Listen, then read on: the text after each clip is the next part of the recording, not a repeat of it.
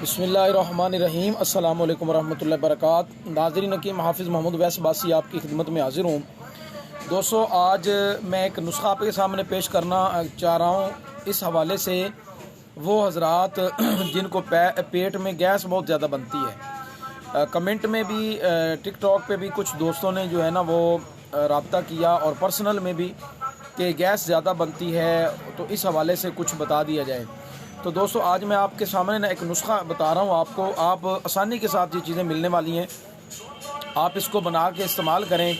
इंशाअल्लाह अज़ीज़ इसके इस्तेमाल से पेट की जो गैस है वो ख़ारिज भी होगी और कम बनेगी, लेकिन इसमें आपको एहतियात लाजमी करनी पड़ेगी। एहतियात से मुराद परहेज़ है, परहेज़ लाजमी करना पड़ेगा। खाने पीने में एहतियात करें।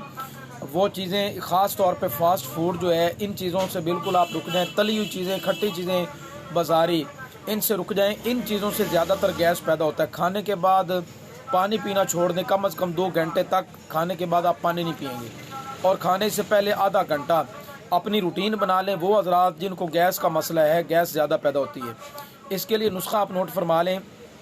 नंबर 1 सौंफ, नंबर 2 सूंठ, जिसको खुश्क अदरक भी कहते हैं, ठीक हो गया। नंबर 3 पिपली, ये काली मिर्च, बड़ी मिर्च होती है, इसको भी मतलब पिपली बोलते हैं।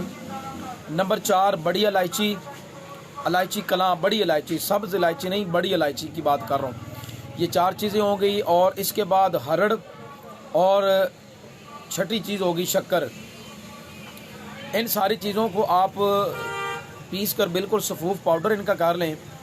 निसफ़ चम्मच सुबह और निसफ़ चम्मच शाम सादा पानी के साथ आप इस्तेमाल कर लें। इंशाअल्लाह अज़ीज़ पेट के अंदर जितनी भी गैस है इंशाअल्लाह ख़ारिज होगी, और गैस जो है वो बनेगी भी कम। लेकिन जो परहेज़ बताया उसको आप साथ इस्तेमाल लाजमी करें। ये बेहतरीन और उम्दा किस्म का आपका ये चूरन जो है वो तैयार होगा। अल्लाह सुब्हानहू व तआला सब कुछ सेहत कामिला आजिला नसीब फरमाए। अस्सलामु अलैकुम रहमतुल्लाहि व बरकातुहू।